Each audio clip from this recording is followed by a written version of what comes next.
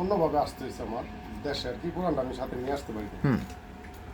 তারপর আমি এই কোরআনটা সংগ্রহ করার জন্য আমি একটা লোকের বহু ত্যাগ করছি যে আমার ওই কোরআনটাই লাগবে, ওই বাংলা অনুবাদ করা যে কোরআনটা, সৌদি আরবে যে কোরআনটা আমি পড়তাম, আমার ওইটা লাগবে। তো ওই লোকটা ছিল ওই যে শেখ ফরিদ, তো উনি দিবে দিবে বইলা, উনি আবার দেশের বাইরে ছিল বেশ কিছুদিন, তো দেশে আসছে পরে ওনার সাথে যোগাযোগ হয়েছে, আমি ভাই আমার ওই কোরআনটা লাগবে।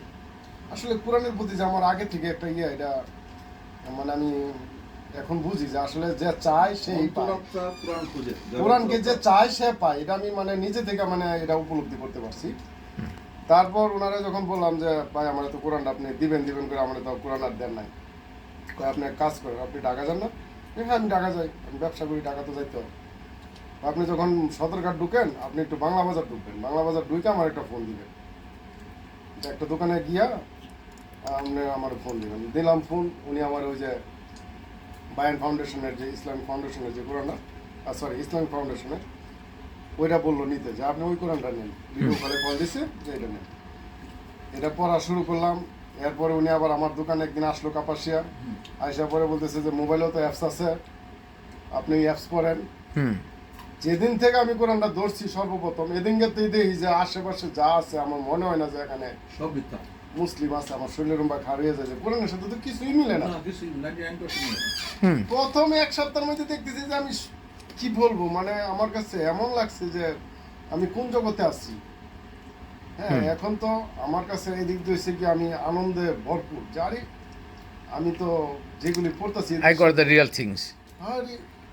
পরে এরকম ভাবে ধারণ করতে করতে করতে করতে উনি আবার কি করলো, আমার আকাশ সাহেবের ভিডিও ধরায়।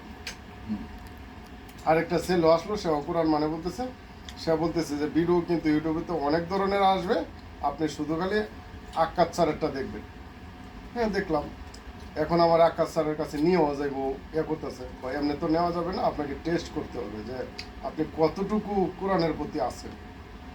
তো মোটামুটি আর কি টেস্ট করছে না করছে, আমার পরে একবার নিয়ে গেছে। আচ্ছা, পাস করে গেছে। নিয়ে গেছে পরে ওখান থেকে বয়ান শুনি, মাসে 2-1 বার যাই, ওখানে যতটুকু সামর্থ্য অনুযায়ী আমি দিতেছি, করতেছি, যেহেতু মসজিদ করব আমার সাধ্য অনুযায়ী আমার দিতে হবে, দিতেছি মোটামুটি। এই কিছুদিন আগে যখন এই কোরআনটা মূলত একবারে পাইছিল গিয়ে ধরেন 2 থেকে 2.5 বছর আগে। জি আলহামদুলিল্লাহ। আজকে কোরআন প্রেমী কিছু সাধারণ মানুষ অনেক দূর দূরান্ত থেকে আমার অফিসে আসলেন আমার সাথে কথা বলার জন্য। তারা মূলত আমার পেজে এবং প্রোফাইল থেকে আমার ভিডিওগুলো দেখেন, তাদের ভাষ্যগুলো তো আপনাকে দেখি, কিন্তু আপনার কথা শুনতে চাই, আপনাকে দেখতে চাই কাছ থেকে। এজন্য আজকে আসলাম প্রোগ্রাম করে। আমিও তাদের কিছুটা ব্যাক হিস্টোরি জানার চেষ্টা করলাম, কে কীভাবে কোরআনের সাথে দীক্ষিত হলো। তারা খুব নিতান্ত সাধারণ মানুষ, আর তারা কী ধরনের প্রবলেম ফেস করে, কী ধরনের সমস্যা ফেস করে, এই একটা ইস্যু নিয়ে আমরা আজকে তাদের সাথে মত বিনিময় করলাম। এবং তারা বিভিন্ন রকম প্রশ্ন করলেন, বিভিন্ন রকম জানতে চাইলেন। আলহামদুলিল্লাহ, they all are happy with our planning and answers. Then তারা অবশ্যই এটাও জানতে চাইলেন, বুঝতে চাইলেন যে আমরা নূতন রিসালাত রিসার্চ ফাউন্ডেশনের মাধ্যমে আমরা কি করতে চাই, কি প্ল্যানিং, তাদের সাথে সেটা নিয়ে শেয়ার করা হলো। এবং প্রান্তিক পর্যায়ে যে আমরা একেবারে যে প্ল্যানটা, যে আমরা কোনো এক খণ্ড জমি অনাবাদে রাখবো না, এই ব্যাপারে পুরো প্ল্যানটা তাদেরকে দেওয়া হলো। তারা সবাই খুশি এবং এই মাত্র তাদেরকে বিদায় দেওয়া হলো।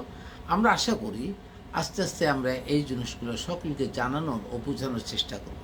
আমরা একদিকে কোরআন জানবো, হালাল রুজি ইনকাম করব, সেই সাথে সমস্ত মানুষকে কোরআনের সাথে কানেক্টেড করবো। ইনশাআল্লাহ কোরআনের জ্ঞানের সাথে কানেক্ট হবে, তাহলে এই দেশে কোনো করাপশন থাকবে না, কোনো অবিচার থাকবে না, অন্যায় থাকবে না।